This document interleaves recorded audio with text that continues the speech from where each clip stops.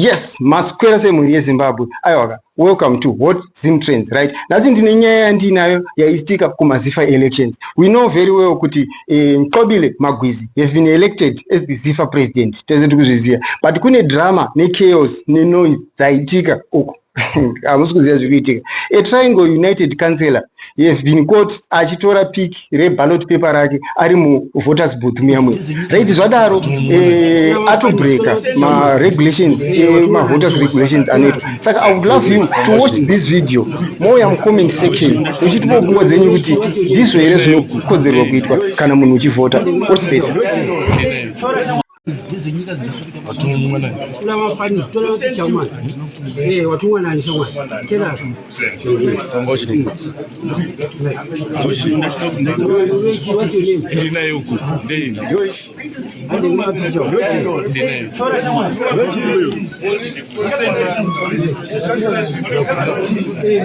Yes, ndofunga maono video iyi kuti polisi yatozoita intervene ichitopindura kuti no yanga tozoita no iyi imhosva iyi hazvibvumiswe izvi, right? Saka kansela uyu paabvunzwa aramba kutaura kuti anga atumwa nani, official nesonga chimbunza kuti watumwa nani asingadi kutaura.